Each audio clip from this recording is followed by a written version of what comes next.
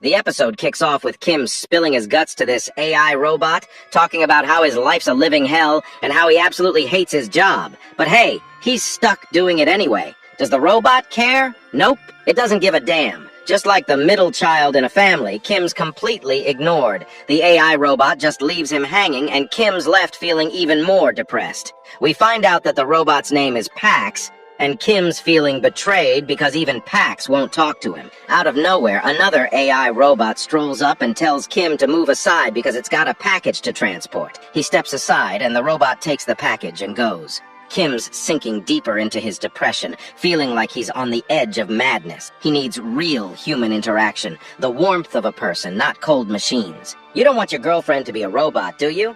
Complete the like goal of 4,100 and please subscribe if you're new. I only need your like and subscribe to keep going. The scene zooms out and we see this massive Logitech warehouse with drones flying around and AI robots doing all the work. Packaging, delivering, the whole 9 yards. And there's Kim, managing these machines, barking out orders. He glances up and thinks, man, I've really ended up in the wrong place. Then we get the backstory. It all started 2 months ago, right after Kim got discharged from the military. He was ecstatic about getting out, but that happiness didn't last long. His parents called him up and told him they'd moved to another city and left the old house behind. They paid for 6 months of rent on a place for Kim and basically told him, go live your life, make money, be successful. That was the day Kim's hellish life began. At first, Kim was loving it. No parents to nag him, 6 months of rent paid in advance, and a little nest egg from his savings. He figured he'd coast for a bit, maybe land a part-time job at a cafe, meet some girls, and just enjoy life. But the world wasn't that kind. Every cafe he walked into told him the same thing. Gotta have a year's experience, or gotta be really handsome, or better yet, gotta be a girl. Kim's dreams of chatting with girls at a cafe job crushed. So he started applying for other jobs, but one by one, the rejections piled up. 2 months later, his savings were drying up, and depression hit him hard. Feeling useless, Kim messaged his sisters, telling them he felt like the biggest loser in the world. And what did his sisters do? Made fun of him, of course. He's so lazy he's got them saved in his phone as Sister Hash 1 and Sister Hash 2. But Sister Hash 2 had an idea. She had a friend who could get him a job at the biggest delivery agency around. And that's how Kim ended up working at Amazonia. Kim's standing there, still looking up, thinking he can't believe this is his life now. Delivering packages in a warehouse full of robots. His partner's a machine, and in return, he doesn't even get a decent conversation. Just as he's lost in thought, his manager walks up and Kim tenses up. The manager says they're out of tuna cans, but the AI system shows the storehouse is fully stocked. He tells Kim to go check the warehouse. Kim smiles on the outside, but inside, yeah, we all know how miserable he feels. But what else can he do? He heads to the warehouse and starts hunting for tuna cans. After a while, he finds them, climbs a ladder, grabs a box, and just as he's about to head down, bam! He hears a loud noise. Kim spins around and sees the 10-inch thick iron door slam shut. His heart sinks. He runs to the door, grabs the handle, and tries to yank it open, but no luck. In a panic, he calls his manager, but no answer. Now Kim's frustrated. He thinks about calling 911, but decides against it. Maybe it's just a technical glitch. He's not locked in a freezer or anything. It's not like he's going to run out of oxygen anytime soon. No need to blow this out of proportion, right? If he calls 911 for something small like this, his manager might flip out. So Kim waits, but he's bored. He snaps a selfie, sends it to Sister Hash 2, and tells her he's stuck in the warehouse. He figures he'll wait until evening, and if nobody shows up, then he'll call 911. She laughs, but then suddenly texts back, saying a building outside her place collapsed. Now Kim's stressed. He tries calling his sister, but she's not picking up. He's starting to get a bad feeling, and just as he's trying to process everything, the ground starts shaking and his phone falls to the floor. The warehouse alarm blares and an AI voice screams for all employees to evacuate immediately. Kim's heart is racing. He starts banging on the iron door, screaming, "I'm still in here! Open the door!" But nothing. 2 minutes pass and he gets no response. Desperate, he decides it's time to call 911, but when he grabs his phone, there's no signal. Kim's mind is racing. He's thinking, has the war started? Is the other country dropping bombs? He's trying to figure out what the hell's going on, but before he can, he hears a thud from outside the door. Kim freezes. His eyes go wide. Something's slamming against the 10-inch iron door, and it's bending like it's made of cardboard. Kim's hands start shaking. Whatever's on the other side of that door?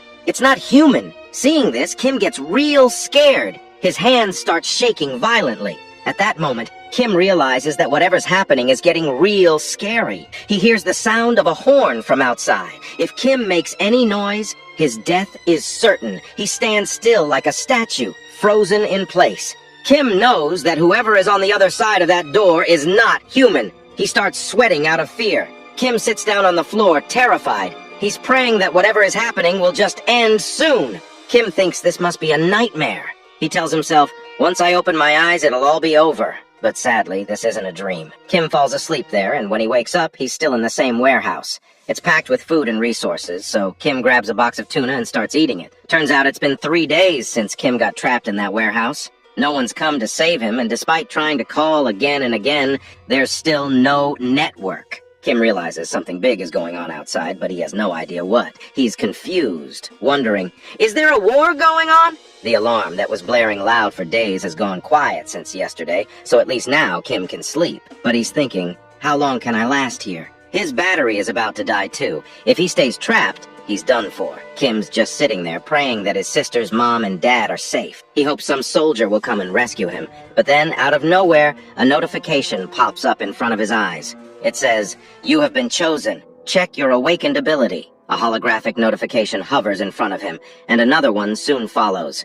It says Kim's special ability is subspace, and that he can store any object in front of him inside this subspace, but he can only use it once. Seeing this, Kim smiles, a little crazy, and says, "Finally, I've lost my mind." After being alone for months and now trapped for 3 days, it feels like Kim has finally gone mad. He can't even tell the difference between fantasy and reality anymore, but with a smile, he thinks, hey, lasting 3 days in this situation is impressive. If he's really gone mad, might as well act like it, right? Kim sees it says he can store anything in his subspace, so he says, I want to store this entire logistics warehouse.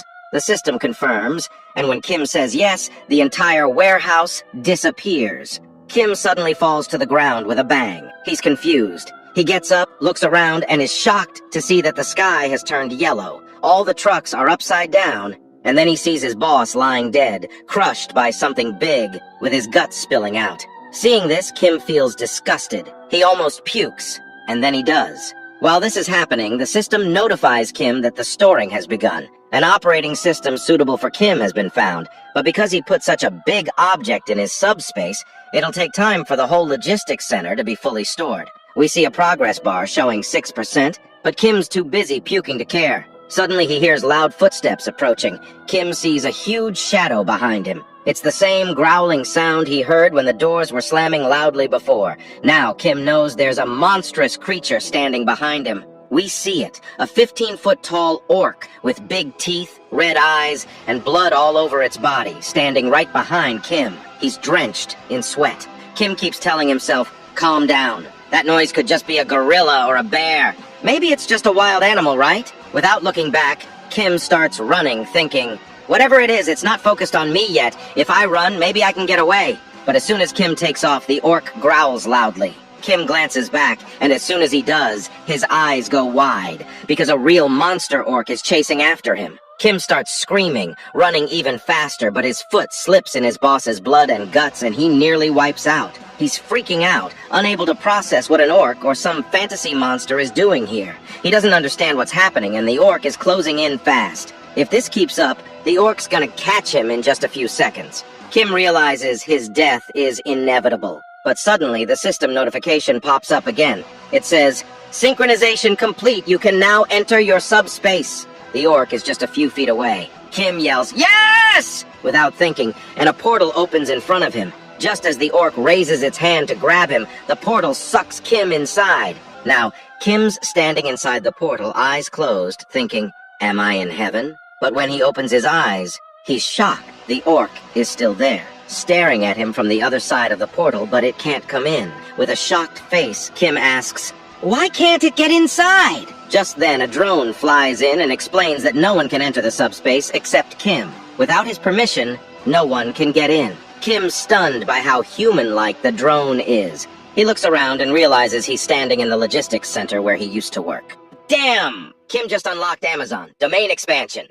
Kim was confused and amazed. He asked the system, Did you really put the entire Logitech facility inside my subspace, or are the subspace and the warehouse merged? The system confirmed it. Yes, the entire place was now inside his subspace. The same robots were all there, moving like nothing happened. Then the system announced, "Since you've entered the subspace for the first time, you'll receive a reward for completing the tutorial." A 1-mana stone materialized in Kim's hand, but before he could even figure out what the hell it was, the monster outside started slamming against the portal. The noise startled him, and for a moment Kim almost forgot he was being chased by a fucking monster.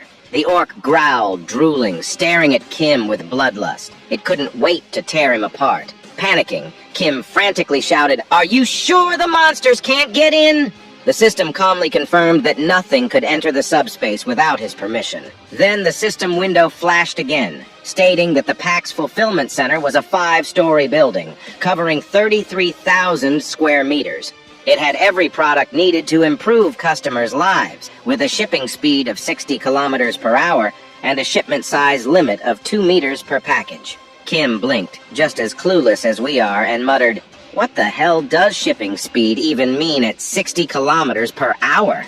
But before he could make sense of it, the system further confused him, revealing there were only 2 minutes left until maintenance. "Wait, what?" Kim asked, confused and a bit worried. "Is the whole logistics center gonna shut down after 2 minutes? The drone confirmed this, but added that he could use the Mana Stone to supply energy and keep the facility running. Since Kim had just 1 Mana Stone, it would power the entire place for the next 24 hours. Kim was blown away by the efficiency of the stone, but the drone quickly explained that when the PAX Fulfillment Center was stored inside the subspace, the energy system had been modified to fit its new environment. "So this whole facility runs on Mana Stones?" Kim asked, skeptical. "Is this real, or is this just some sci-fi bullshit?" Before the drone could respond, the lights suddenly went out and the drone started flashing warning signals. The PAX system chimed in, explaining that the energy supply to the facility had been cut off, and if it wasn't restored soon, PAX Fresh products would start rotting. PAX Fresh was responsible for storing and delivering everything from fresh vegetables to meat, all kept in frozen and refrigerated conditions. Kim glanced back at the monster, glaring at him through the portal, and realized that the outside world was basically a war zone. In this situation, food was crucial for survival. With the freezers and refrigerators losing power, it was a huge problem. "Is the Mana Stone really a substitute for electricity?" Kim asked, not entirely convinced. The drone confirmed it, so Kim asked the next obvious question. "How do I get more Mana Stones?" The drone replied in a matter-of-fact tone, "You can obtain Mana Stones from beings of another world." Well, that wasn't exactly comforting. Our boy Kim was not thrilled at the idea of fighting some muscle-bound monster that could rip him apart like paper. "Use the Mana Stone for now," Kim sighed, giving in, and then he bolted into the facility to grab some weapons. Once inside, he picked up a handful of weapons, and the system flashed the price for each. He started worrying about running out of supplies if he just threw everything at the monster. Plus, he wasn't even sure if these blades could penetrate the monster's thick skin. So, he came up with a plan. He'd focus on wounding the monster gradually. Since the orc couldn't enter the subspace, Kim didn't need to take it down in one go. He just had to injure it, save his resources, and avoid running out of weapons too soon. With all his strength, Kim threw an axe at the monster. It grazed its skin, and the orc roared, now even angrier. Seeing the monster getting even more rage-filled, Kim started to panic, but he kept going. He threw 13 more heavy axes, but nothing happened. Not a single dent on the beast. His plan wasn't working, and he realized he was running low on weapons. Desperate, he asked Pax how many axes were left in stock. While Pax was busy gathering the info, Kim thought to himself, should I throw a bowling ball? Maybe he should aim for the dangling flesh on the orc. Yeah, that might do some damage. But then Pax shocked Kim with the response. There are 15 more heavy axes remaining. Wait, what? Kim said, baffled. He had just counted. There were only 15, and he'd already used 14. That meant there should only be one left. He quickly asked for the location of these extra axes. Once Kim reaches the storage area, he's shocked to see 15 axes scattered all over the floor. He questions why there are 15 axes when there should only be one. Pax explains in its calm, robotic tone that this is one of Kim's abilities. He can duplicate any item inside his subspace, except Mana Stones. This revelation hits hard. If what Pax says is true, then Kim has access to infinite stocks of weapons. The system confirms it, leaving Kim relieved. He doesn't need to worry about running out of weapons ever again. He could just toss axes at the monster all day long without depleting his stock. Feeling a bit cocky, Kim jokes to Pax, saying, "At this rate, my shoulder's gonna give out before this thing dies." Pax, ever the helpful system, suggests something interesting. Why don't you try the automatic shipment system? Pax explains that Kim can ship one object every 30 seconds, and if he wants to reduce the shipment time, he can upgrade his subspace level using mana stones. Kim's like, "Wait, what? Ship an axe to the orc? How?" Pax calmly responds, "All you have to do is think about the axe, then shout, 'Ship.'" Kim's like, "All right, let's give it a shot." He thinks about the axe, yells, "Ship," and before he even knows what's happening, the axe rockets through the portal like a bullet, landing right in the middle of the orc's face, killing it instantly. Kim stands there, stunned, his eyes wide open. He's just unlocked Amazonia Prime service on beast mode. Finally, he understands what that 60-kilometer-per-hour shipment speed was all about. Pax then reveals that Kim can adjust the speed, maxing out at 60 kilometers per hour. To go beyond that, he'll need to enhance his skills. Naturally, Kim asks, "How do I level up these skills?" The system explains that he can do so using mana stones. At this point, Kim remembers the monster he just killed and realizes he's going to have to fight more of these creatures if he wants to advance. He doesn't waste time. He grabs some gear from the facility, starting with some lightweight combat boots for around 50,000 Korean won and tactical combat pants for about 78,000 Korean won.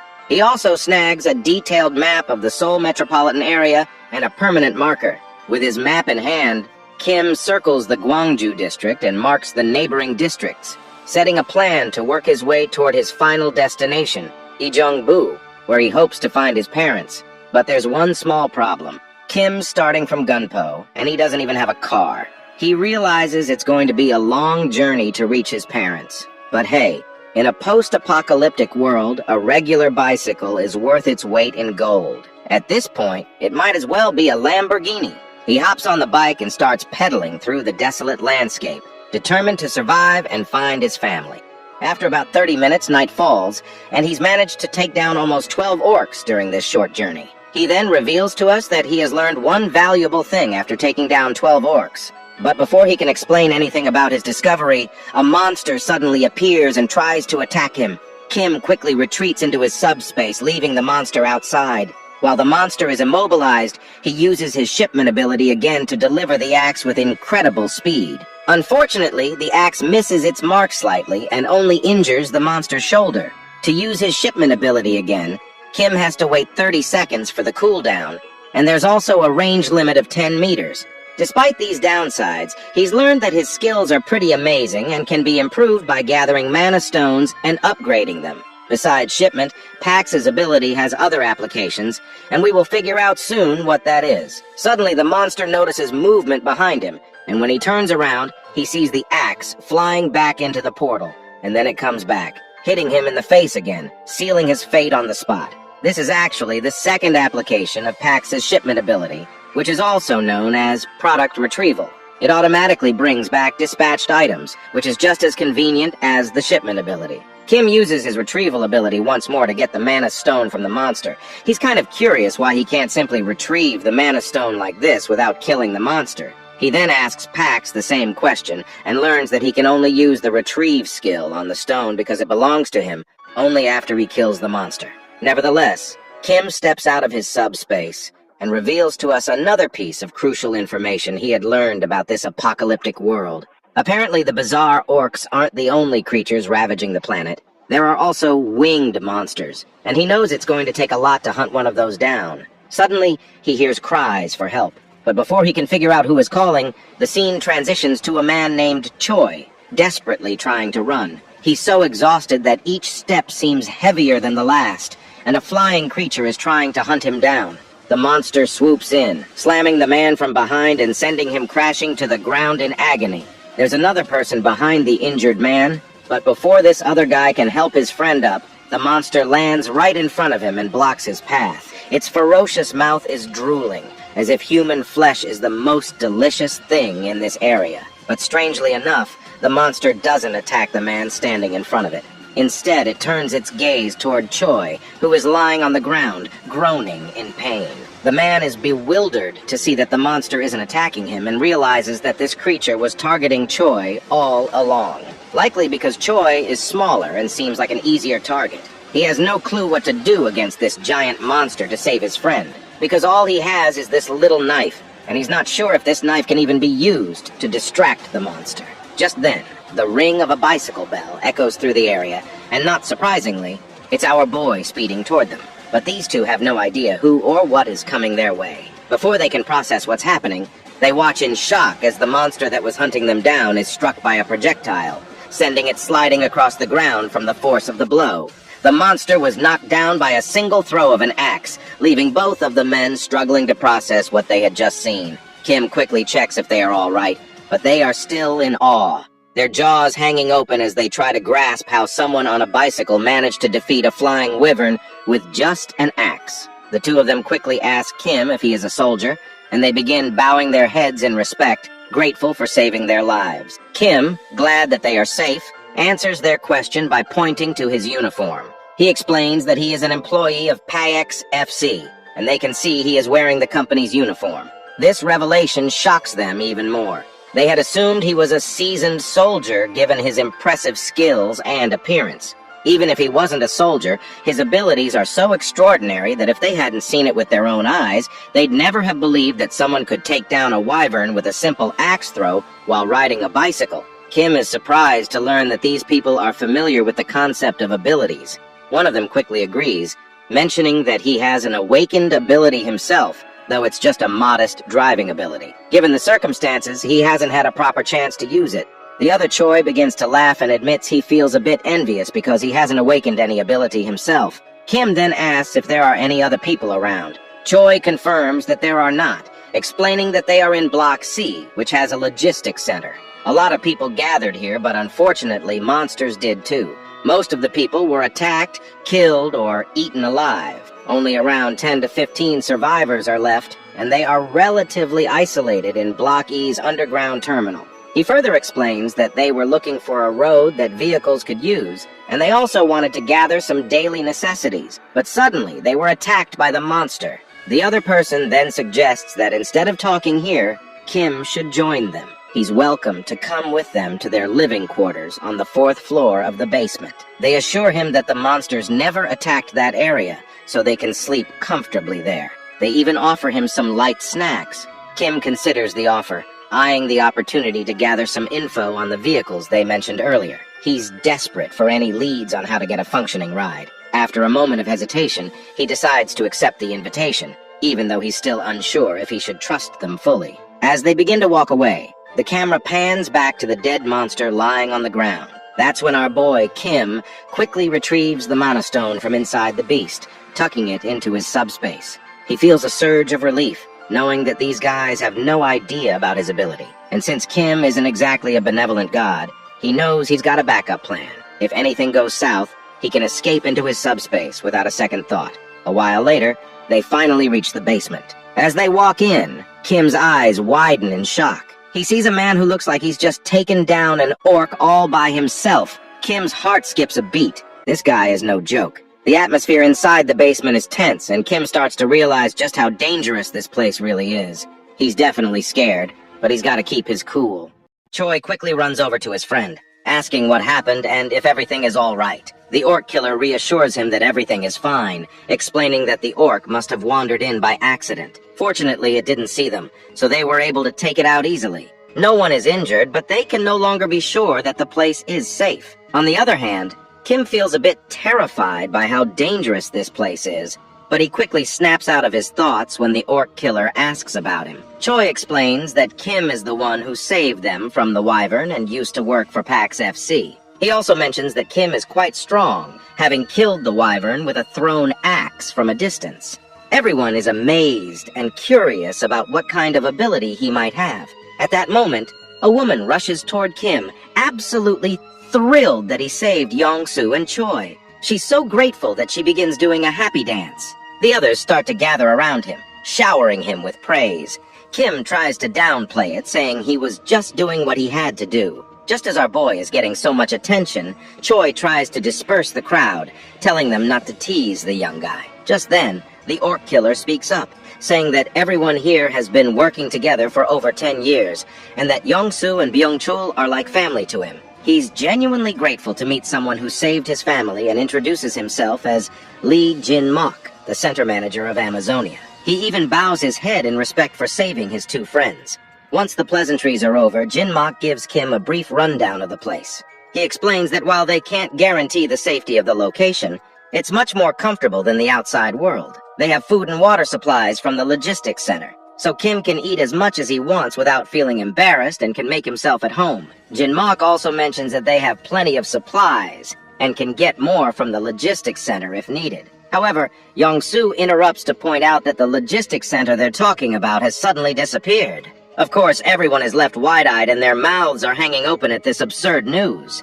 Jin-mok quickly asks, "What on earth does this even mean?" Choi confirms it again, saying it's literally gone, and explains that this is why they were chased by the wyvern. The others in the group refuse to believe this and question how such a massive building could simply disappear. Jin-mok finally comes to terms with the reality and tells his other friends that if the monsters roaming around can be real, then it's not too far-fetched to believe a building could vanish into nothingness. Meanwhile, Kim stands silently, and I'm not quite sure if the disappearance of that logistics center has something to do with our boy's subspace. Anyway, the manager tries to keep everyone calm and tells them that no matter what, they need to dig through the tunnel. If they stay here, things will only get worse. He encourages everyone not to be discouraged, saying their time has just come a little early, and they will start heading into the tunnel as soon as possible. The woman from before tries to motivate the others by reminding them that even without the logistics center, they still need to think about their next move. So she insists they must force their way through. Kim turns to the manager, asking what "force our way through" actually means. The manager explains that everyone here has homes elsewhere, and vehicles are essential for travel. However, with the roads blocked, they need to find a way through. Kim perks up at the mention of the vehicles and asks for more info. The manager confirms they do have working vehicles, but explains that all the roads are blocked. The golf course obstructs the way to the north, containers block the east, and the southern Yongdong Expressway is completely destroyed. The tunnel to the west is the only exit, but unfortunately, a group of wyverns has taken over that tunnel. Until now, everyone has been surviving by getting food and water from the logistics center, but now they have to force their way through. The manager tells Kim that he doesn't have to go through the tunnel since the blocked roads are for vehicles, and there are ways to escape on foot or by bicycle. However, Kim quickly responds that he needs a vehicle as well, and thinks it's best to go through the tunnel. The manager does not try to change our boy's mind any further, and simply says he's welcome to join them if he's up for it. Kim smiles and says he'd be glad to work with them. Kim also thinks to himself that it would be better if he kept his abilities hidden. While the group seems nice enough, he can't ignore that they've been struggling to survive while he was safe in the center. They might have run out of food and supplies, and he's sure they won't be upfront about their situation. He understands their need for secrecy and plans to stay cautious as well. He then turns to the manager and says he wants to check out the situation with the tunnel and the wyvern. He's planning to go scouting, but in reality, he just wants to use his abilities to demolish that horde of monsters and rack up some sweet mana stones. The scene then flashes back a little. After taking down a bunch of monsters, he's saved up 5 magic stones. With these, he can cut the cooldown on his shipping ability down to 5 seconds. That's when he sees 3 new shipping abilities. The first one is Precise Delivery, which, as the name suggests, locks onto the target and guarantees a hit. The second is Simultaneous Delivery, which lets him ship up to 2 items at once. The third is Automatic Delivery, which allows him to automatically deliver designated items, with the timing interval being adjustable. As cool as these sound, each one costs about 10 stones. And our guy is totally looking forward to seeing them in action, though he's still a bit unclear on what exactly Automatic Delivery does. In the present moment, he's grinning from ear to ear, thrilled that he's saved up the magic stones, and looking forward to his scouting mission to earn some more. Or so he thought. His dream of purchasing fantastic abilities is quickly dashed when he finds himself stuck with Yong-soo, one of the guys he had saved earlier. When our boy asks him why he's tagging along, Young-soo says it's too dangerous to go outside alone. Kim quickly reminds Young-soo that he was the one being chased by a wyvern, but Young-soo insists it doesn't matter because he can't let him go alone.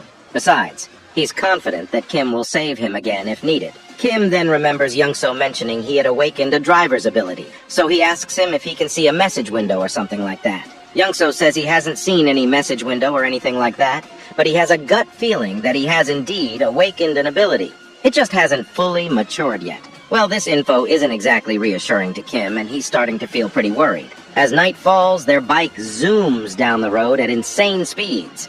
Kim is literally sweating in fear as he watches Young-soo steer the bike with one leg while trying to balance on it. When he asks why Young-soo is driving like this, the man responds that there are so many cars on the road and it's hard to see. That's when Young-soo spots a wyvern up ahead. Kim quickly tells him to stop, since he can't see a thing. It looks like the monster has finally caught up to their presence, and as it glares at them, Young-soo asks what they should do.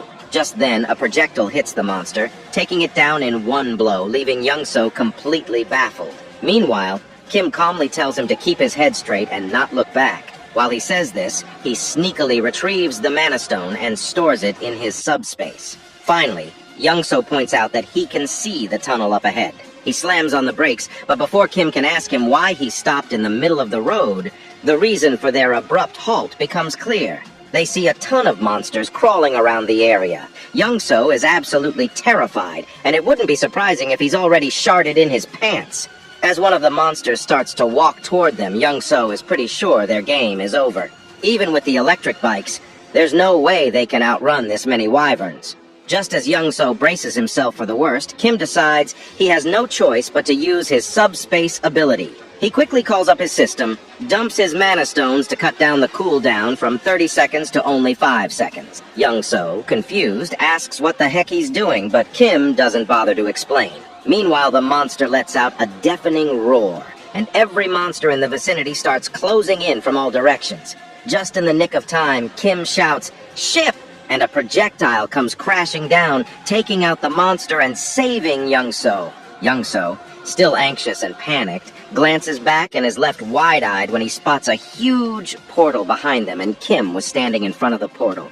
Then we see Kim upgrading his subspace 6 times, reducing the cooldown time of shipment to just 5 seconds. Pax explains that if Kim wants to reduce the shipment time even more, he'll have to upgrade his subspace level further using Mana Stones. On the other hand, after taking down the monster, Kim quickly grabs the Mana Stones from it and tells Young-soo to stick close, because that's the only way he can keep him safe. Young-soo, still clueless about what's going on, nods and follows, though he's wondering why there's a whole logistics center behind them. Just then, more monsters show up, trying to attack Young-soo, but with Kim's Amazonia Prime service in full swing, he takes out a wyvern in one shot. But it ain't over. More wyverns show up, and this time, they're gunning for Young-soo. Thinking fast, Kim opens his subspace in front of Young-soo, acting like a shield, saving him from the attack. The monsters don't back down, though. They brutally slam into the subspace barrier, but Young-soo, caught off guard, stumbles back and falls to the ground.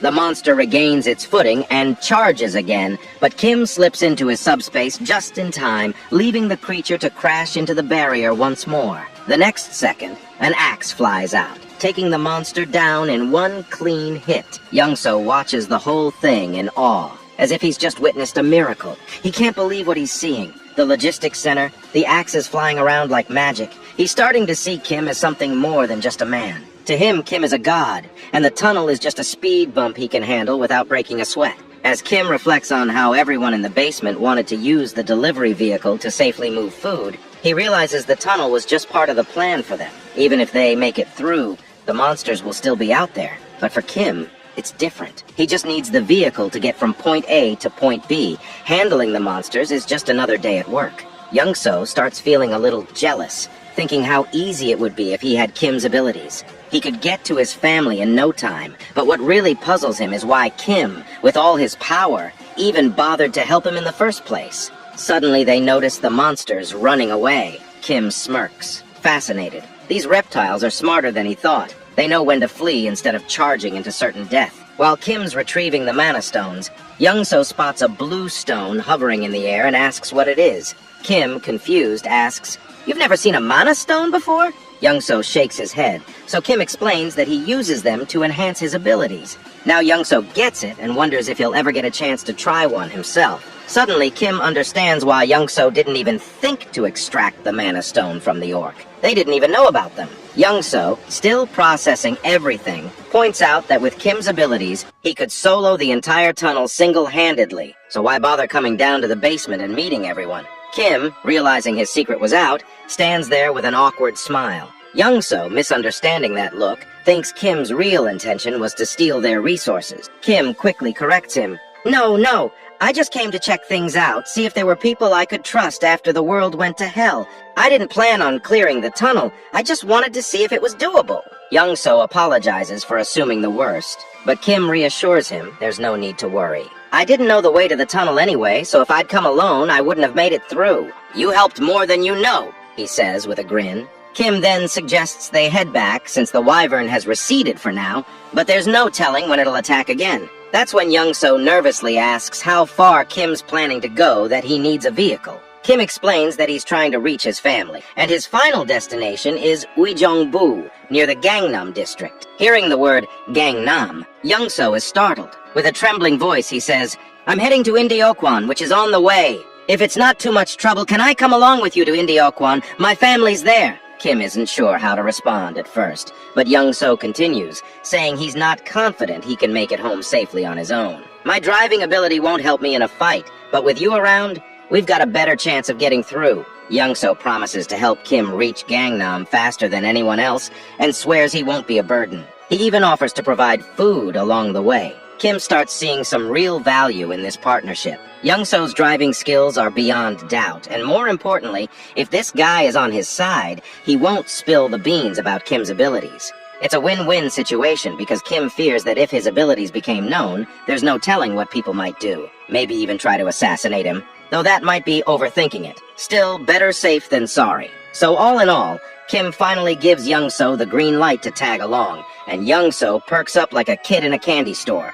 Kim then tells him he'll handle the tunnel and makes it clear that Young-so should keep his abilities a secret. He even asks him to make sure everyone else stays out of his way. Young-so eagerly agrees, promising to ensure that everyone cooperates. He's super positive about it, ready to do his part. But things don't go as Kim hoped, because that foolish guy went ahead and told everyone that Kim would be able to break through the tunnel on his own, using his awakened abilities. All they need to do is wait outside until he's done, and then they can move forward. Kim is left wide-eyed and clueless, seeing that Young-so just spilled the beans on what was supposed to be a secret. The others are astonished by this news, and are eager to see how Kim is going to pull it off. Young-so, on the other hand, is more than happy to explain, while Kim curses his rotten luck, realizing he's now in a tough spot. In the end, Kim steps up and says that by tomorrow morning, he'll have the tunnel cleared for everyone to leave. In his mind, helping them is the best plan he has, considering they still have food supplies,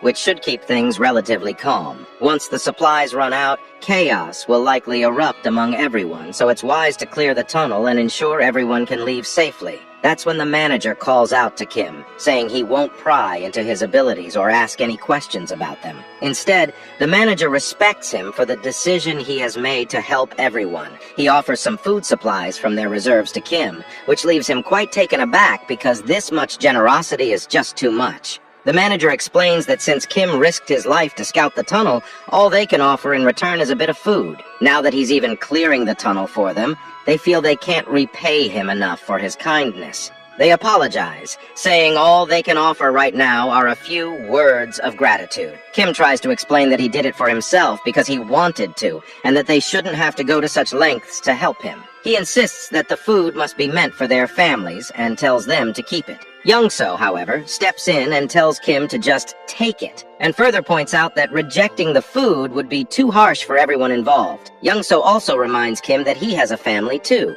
just like everyone else. At that moment, Kim sees how excited everyone is to reunite with their families, and it makes him feel a pang of sadness because he doesn't want to let them down. As everyone enjoys their time together, the next day arrives. When they finally reach the tunnel entrance, Kim tells everyone to stay back. He then starts pedaling his bike into the tunnel, determined to clear it out and come back. As he gets closer to the tunnel, he begins to spot the monsters. But before we see him battling them, the scene flashes back to his childhood. We see young Kim with a sore eye from a fight with his sister. He complains about it to his father, which leads to another argument with his sister, and they eventually start beating the shit out of each other in front of their father. That's when his father points out how close they seem to be. His father reflects that he was an only child, so he always envied the bond between siblings. He tells them that they have no idea how envious he is of their relationship. And even though they may argue now, they'll soon realize how truly precious family is. Suddenly, their mother bursts into the room, leading to a hearty argument between their parents. It's at this moment that Kim feels the warmth of family. The scene then transitions to the previous night, where Kim is recalling all these moments with his family after seeing how everyone is overjoyed at the prospect of finally reuniting with their families. Knowing that Kim would clear the path for them, they spent the entire night like that, basking in the warmth of anticipation. When midnight strikes and everyone falls asleep, Young-so wakes up to use the bathroom. Noticing that Kim is missing, he heads outside and asks the patrolling guards about him. They report that Kim said he was going out for some fresh air a while ago. He then walks further and looks around and finally spots Kim. He quickly asks why Kim can't just sleep, and Kim replies that he can't sleep here. Just as Young-so looks ahead, he is absolutely boggled out of his mind to see that the entire vehicle is filled to the brim with food and supplies. Young-so finds this ridiculous and quickly asks why Kim is giving away so much stuff. Kim just casually mentions that he only loaded about half to avoid making the vehicle too heavy, but this amount should be more than enough for everyone. Young-so is even more astonished when Kim says this is the last vehicle he had to load. The realization hits Young-so quite hard because if this is the last vehicle, then Kim must have packed the other 15 vehicles with the same amount of supplies as well. Kim quickly tells him to keep this a secret from everyone else. Young-so, however, points out that if Kim is giving away all of this stuff, what will they use during their journey? Kim just casually says they still have plenty of supplies left. Young-so is left astonished to hear this, realizing that the amount of supplies Kim just generously gave away is more than what you'd find in an entire logistics center. He can't fathom how much Kim must have in stock to give away so much. We return to the present, where Kim is effortlessly demolishing monsters like it's no big deal. As he fights, he thinks about how much easier it would be if he could just put all the people into his subspace and carry them to the other side. Unfortunately, his system states that with the current subspace level, it's not possible. But if he achieves subspace level 2, he could accommodate up to 20 people. To reach that level, he'd need to gather at least 100 mana stones. Kim quickly does a mental tally and notes that there are at most about 40 monsters, with a few running away. Given the numbers, leveling up here isn't feasible. He still needs to think of another way to level up, because he eventually wants to put his own family into the subspace. Suddenly, Kim notices something unusual among the fleeing monsters.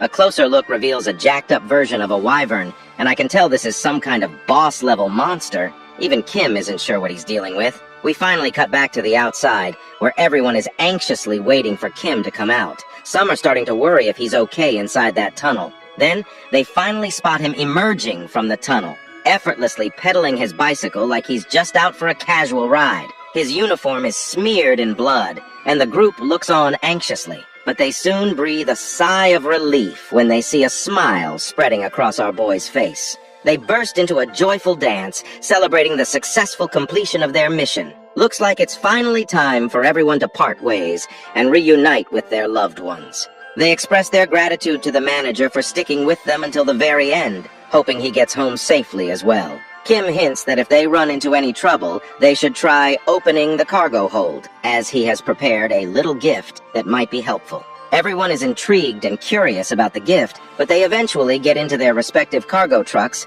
and start making their way through the traffic. Once they cross the tunnel, they wave their goodbyes one last time and head down their separate road. We then see Kim sitting in the passenger seat, still preoccupied with the monster he saw in the tunnel. He's unsure if it was actually a wyvern, as it fled so quickly he didn't get a good look. He starts wondering if the wyvern he spotted was a leader, or maybe just an adult version of these monsters. But his thoughts are cut off by a weird crunching noise coming from under the truck. When we look near the tires, we see the trucks have run over some dead bodies, and the driver's face is full of sadness from hearing the bones breaking. Even Kim can see the regret on his friend's face, but they got no choice but to keep moving. With bodies and wrecks everywhere, there's no clear path and it's a mess no matter where they turn. He thinks to himself that if his discharge had been delayed by just 3 months, he might have been one of those dead soldiers. The whole situation is worse than they thought, with monsters still munching on the corpses. Suddenly,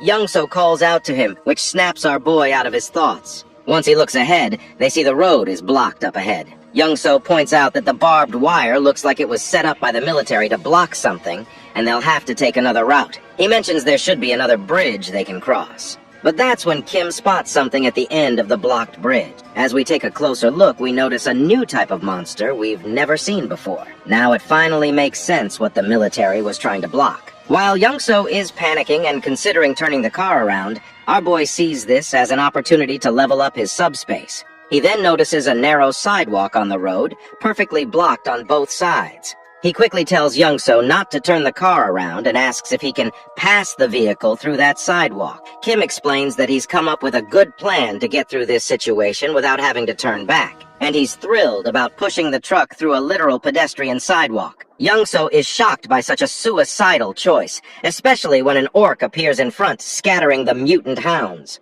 The monsters don't seem to be friendly with each other at all. Even though the orc has the advantage in size and strength, the mutated dogs are simply more numerous. The poor orc doesn't stand a chance against such a hungry pack, and their hollow mouths don't stop them from tearing flesh. Kim and Young-So can only watch the blood and flesh flying in every direction. Poor Young-So is really scared, and even though he knows Kim's abilities, he's doubting the sanity of going straight through. Just to be sure, he asks what Kim meant, and if he really plans to cross this bridge. Kim is confident more than his frightened friend realizes. While Young-So tries to gain courage, Kim asks him a strange question. Ever heard of a game where 3 races wage war against each other? It's called Stark, a space strategy game. But Young-So, being much older, has no idea about this game. Kim decides to explain. In the game, players could play on customizable maps and change settings however they wanted. One of Kim's favorite maps involved fending off swarms of monsters with limited units and using terrain to their advantage. And to Kim,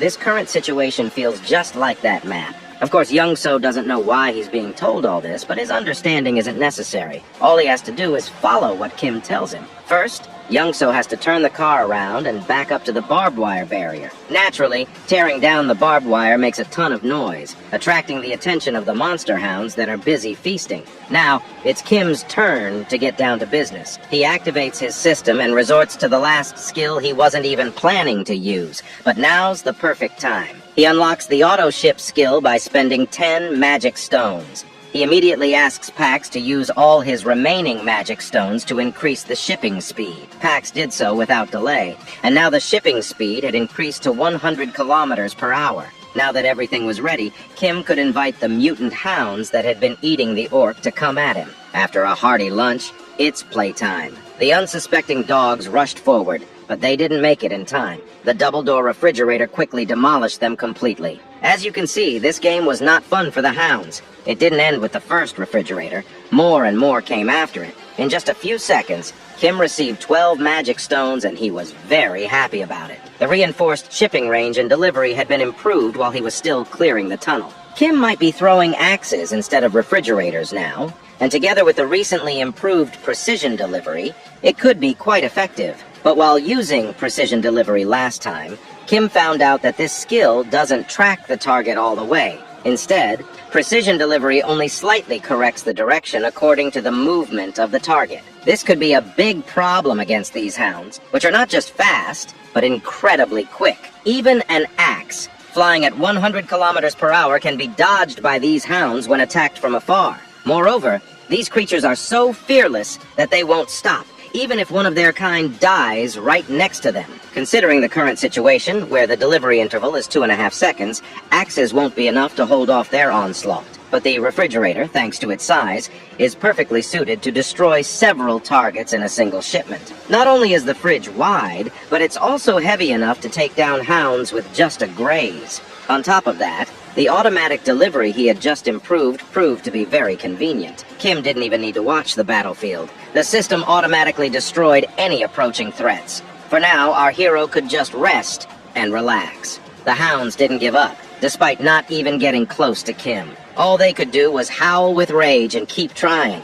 Let's be honest, though, against the flying refrigerators, they didn't stand a chance. As the battle continued, Young-So had the carelessness to look back. He nearly lost his jaw in surprise when he realized what he saw. He thought Kim could only throw axes, but here were refrigerators that were beyond his imagination. Okay, one flying refrigerator was something he could still picture, but a new one every 2 seconds was unbelievable. Plus, why would the logistics center have so many refrigerators in stock? Young-So began to wonder if the stock being retrieved was coming out as new products. Even if axes are indeed retrieved and reused by Kim's system, how it could work with refrigerators was unclear to him. Young-So just couldn't believe it and froze in place. He didn't even notice when Kim came back to him and asked if he wanted something to eat. Young-So finally realized what was going on and asked a question to make sure. He wondered if it was possible that Kim's supply was infinite. Kim was a bit surprised by the question. He thought Young-So had figured it out a long time ago,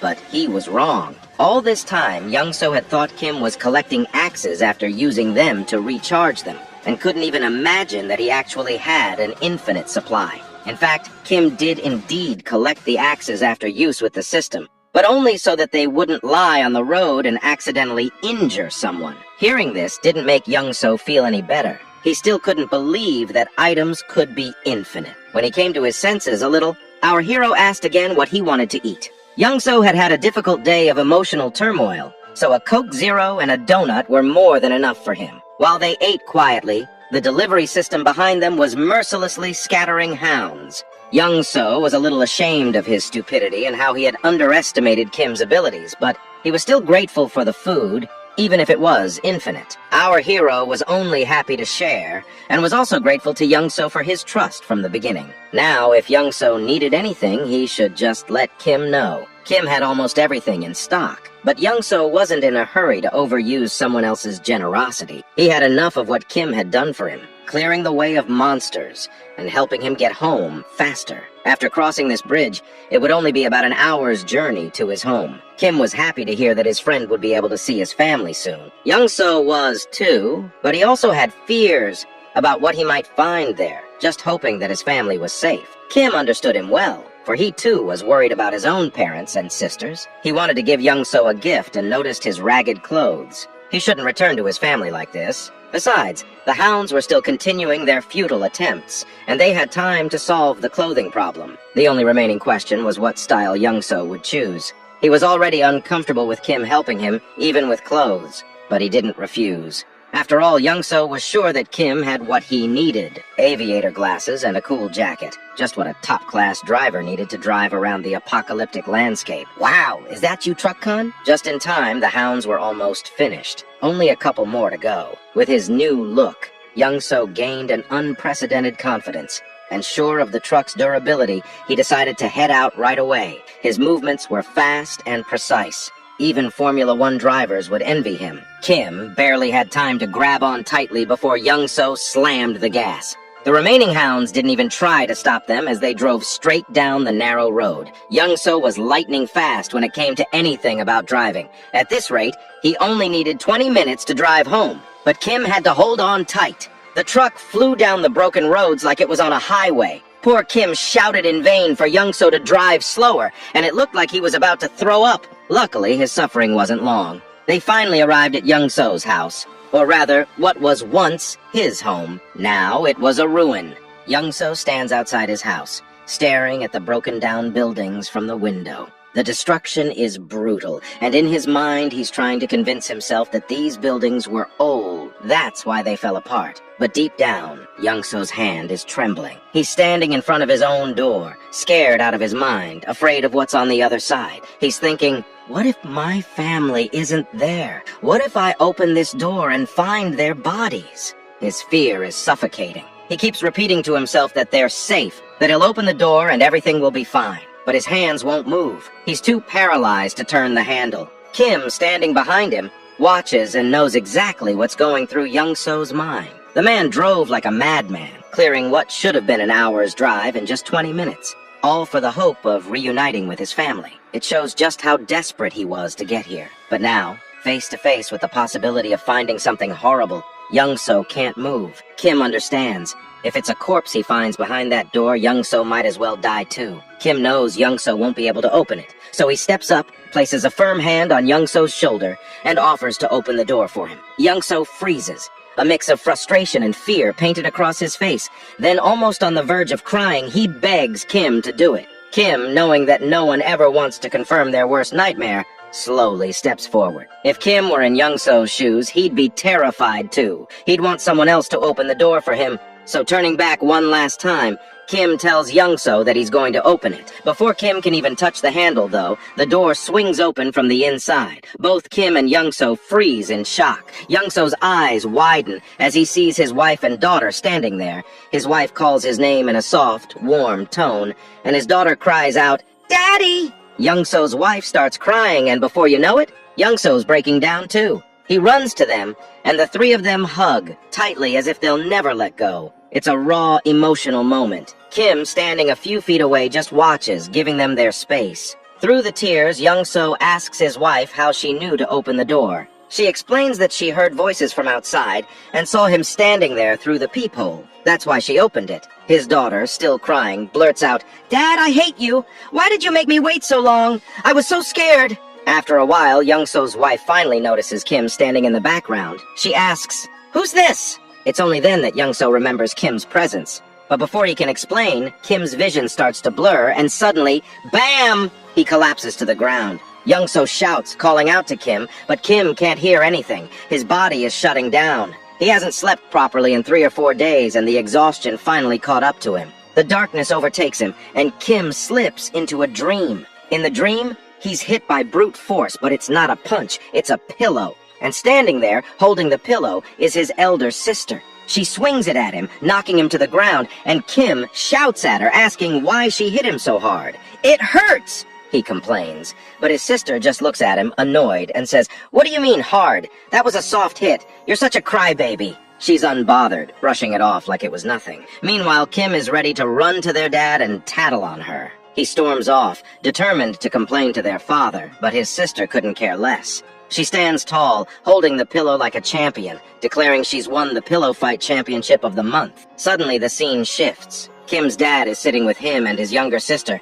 trying to mediate a sibling argument. He calmly explains that family, as annoying as they can be sometimes, is precious. One day, Kim will realize just how lucky he is to have them, and how much love there is in those sibling squabbles. Kim's father reminds him that no matter how much they fight, the bond they share is something to cherish. After that, Kim's mom storms into the room, scolding Kim's dad like it's her job. She's frustrated, telling him she asked for help with dinner, but here he is, just chilling. The scene cuts to the whole family sitting around the dining table, eating delicious food, laughing and sharing stories. As they sit, Kim's mom calls out to his older sister, Soil. You can tell she's suspicious as she questions Soil about always being on her phone. With a raised brow, she asks if Soil's got a crush on someone. Soil, looking all nervous, brushes it off, explaining she's still in middle school, and it's just her friends texting her nonstop. That's how things roll these days. From the outside looking in, this family is lovely, pure peace and joy. Kim's dad, who can't help but jump into the convo, starts talking about how Soil is into boxing and tells her there's a sports club at Young Korean Middle School she should check out. With a smirk, Soil confesses that the only reason she picked that school was for the boxing club. Meanwhile, Kim's ears perk up at the mention of middle school. Fast forward a year, and we see Kim has joined the same middle school as Soil. He's hyped, ready to make new friends and have fun, but things take a hard left. Nothing goes as planned. Instead of making friends, Kim finds himself being bullied, day in and day out by the seniors. They beat him, mock him, and Kim, being a crybaby, doesn't fight back. He just takes the hits day after day. But one day, someone steps in. Soil, his savage older sister, rolls in like a storm. With a creepy, deadly look, she grabs one of the bullies by the hand and with one punch, breaks it. Kim is beyond happy to see his sister, his savior. But that joy doesn't last. Soil, annoyed by how weak her little brother is, announces that from that day forward, Kim's training begins. And so begins Kim's hellish days of being trained by his devilish sister. The training is brutal, but it works.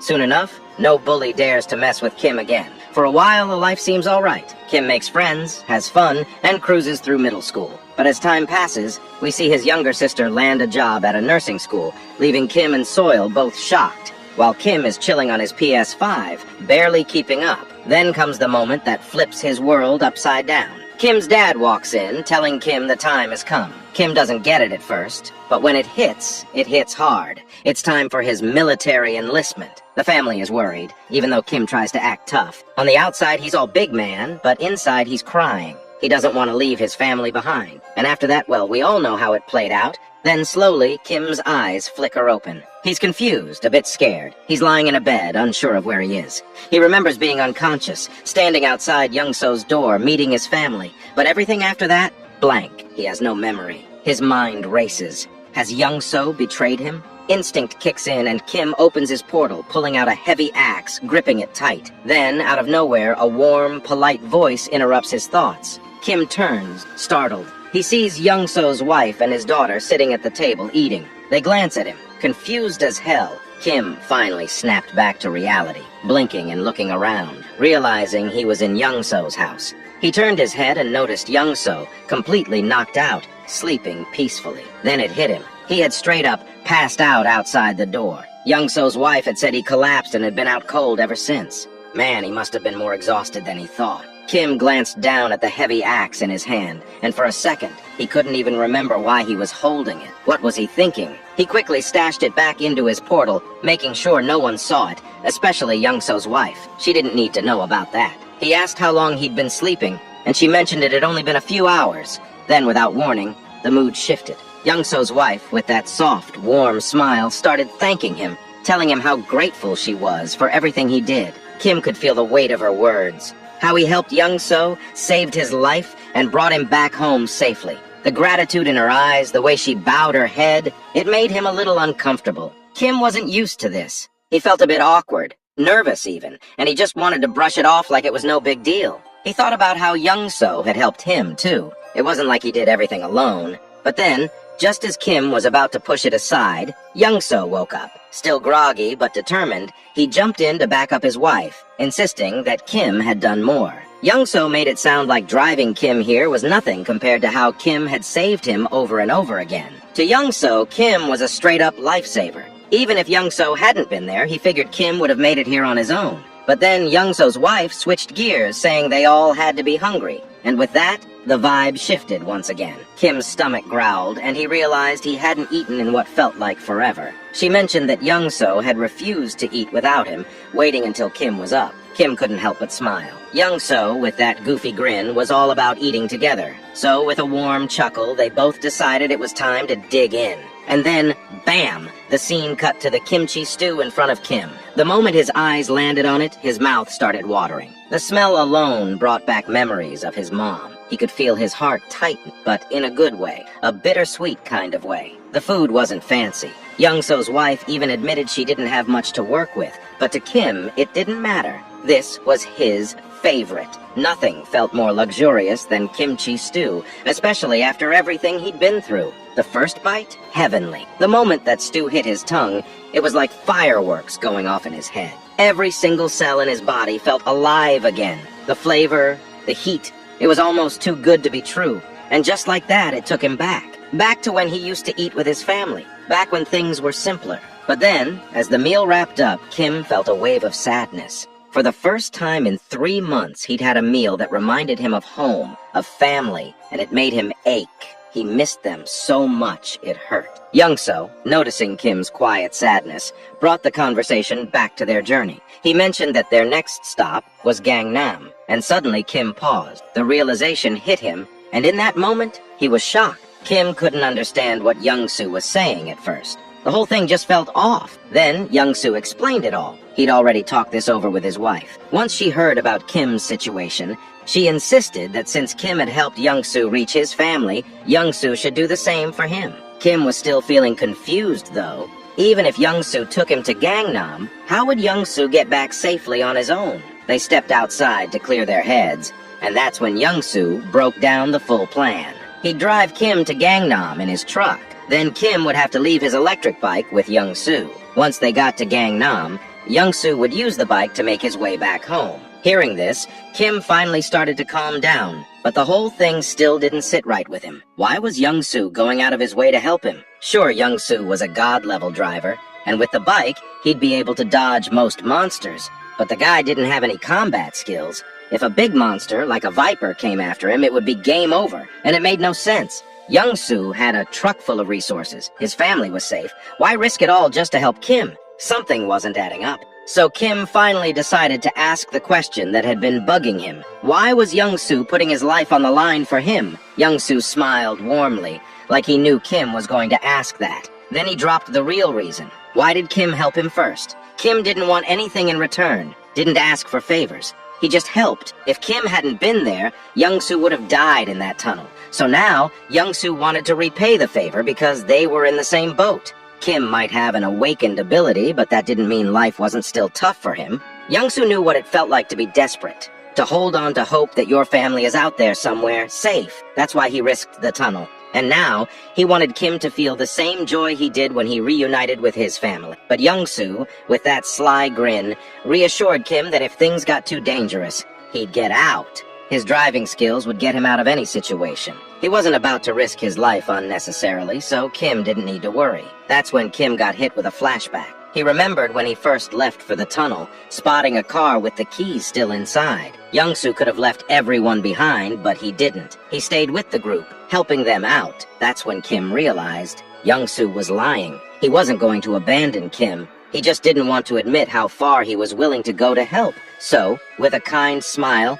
Kim agreed, but he added a condition. If Young-soo was coming with him, he had to bring his family along. Kim explained that he'd upgraded his subspace, and now he had the ability to bring others inside. Young-soo's family would be safer in there than in the building. Without hesitating for even a second, Young-soo threw on his gangster sunglasses and grinned like a boss, ready to drive that truck with his god-tier skill. Meanwhile, Kim had already upgraded his subspace to level 2, using 16 of his 116 mana stones. Now he could fit up to 20 people inside. The system told him it would take 6 mana stones a day to maintain it now, but that didn't faze him. The system asked if Kim wanted to allow external presence in the portal, and he said yes. Moments later, Young-soo, his wife, and his daughter entered the subspace. The look on their faces said it all. They were speechless. The Logitech Center was massive, stocked with endless resources. Kim called out to Pax, introducing him to Young-soo's family, and Young-soo told them that if they needed anything, Pax would handle it. Everything was infinite. They could use whatever they wanted without hesitation. Kim's wife looked absolutely shocked. It was like she couldn't believe what she was hearing. Meanwhile, Kim told them he had some business to take care of, so they should just enjoy themselves. The place was theirs for now. After that, Young-soo turned to his daughter and asked if she wanted to play princess with Daddy. They looked so happy together, and Kim couldn't help but smile as he watched them. Then, something else happened. Kim's new ability unlocked. A laboratory where he could combine, classify, and transform any registered item in his subspace. And just like that, the possibilities became endless. Kim sat there, his mind racing as he wondered if his abilities were truly what he thought they were. He remembered the first time his ability unlocked. It was called Subspace. Back then, he could store anything he wanted. If he stored an apple, that apple would be in his subspace for life. But then, by some crazy accident, he ended up storing the entire Logitech Center in there, which completely upgraded his ability. His subspace merged with the Logitech Center, evolving his powers even further.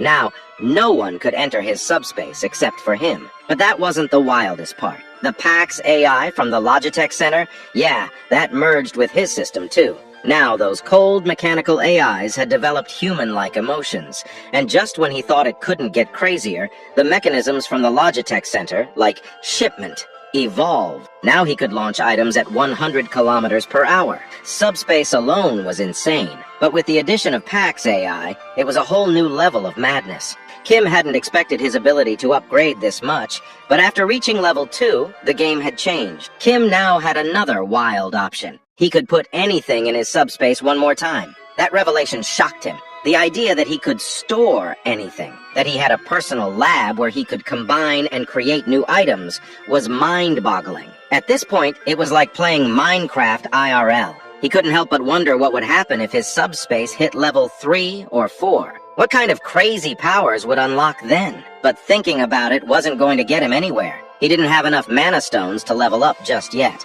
So for now, he needed to focus on what new thing he would add to his subspace. Last time, it had been the Logitech Center, which turned out to be a blessing in disguise. But now, Kim, with a majestic aura, decided to command his system to store the entire Earth in his subspace. Yeah, you read that right. He was about to store the Earth. If that happened, every living being would float off into space. The system asked for confirmation, and Kim, with a bit of tension, confirmed. But after 2 minutes, nothing happened. Then the system sent a notification. Failure. The Earth couldn't be stored because it was outside the storage range. Kim sighed, figuring something like that would happen, but he had to try. It was worth a shot. Suddenly Youngso appeared, talking about the route to Gangnam. Kim listened, but quickly asked why Youngso wasn't playing with his daughter like he had said. Youngso smiled kindly and explained that his daughter had been scared in the building, never feeling safe. But now, in this new place, she felt secure, and that's why she'd finally fallen asleep. It was all thanks to Kim. Youngso was grateful, and Kim, always humble,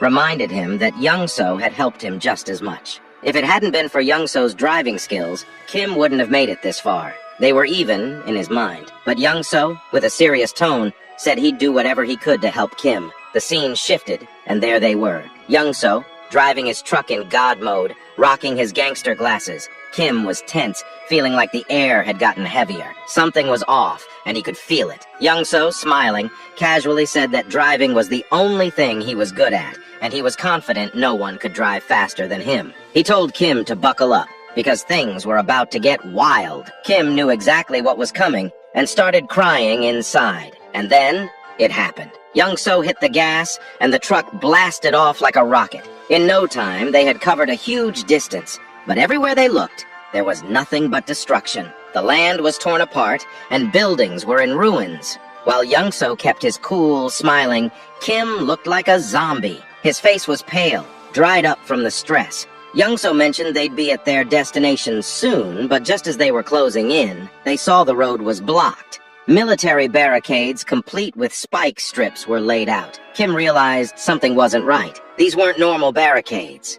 As they looked closer, a military jeep approached, but the people inside didn't look like soldiers. Kim tensed up, serious now. Those men, they weren't military, they were coming for trouble. Kim knew if they tried to escape, they'd be gunned down. Youngso asked, tense, what they should do. Kim opened his portal and told Youngso to get in. He'd handle the rest. Without hesitation, Youngso slipped into the portal, and Kim prepared to face whatever came next. Kim stood by the truck, eyeing the three guys stepping up with guns in hand. They strutted up like they owned the place, barking orders. One of them, all muscle and no brains, had the nerve to tell Kim to get out of the truck. Kim, barely holding back a smirk, just stared them down with a deadly glare. Without a word, he stepped out. They popped open the back of the truck and were shocked to see it packed with food. Their eyes lit up, like they hit the jackpot. They turned to Kim, asking if all that food was his. Kim, calm as ever, just nodded. But the musclehead stepped up, flexing his authority,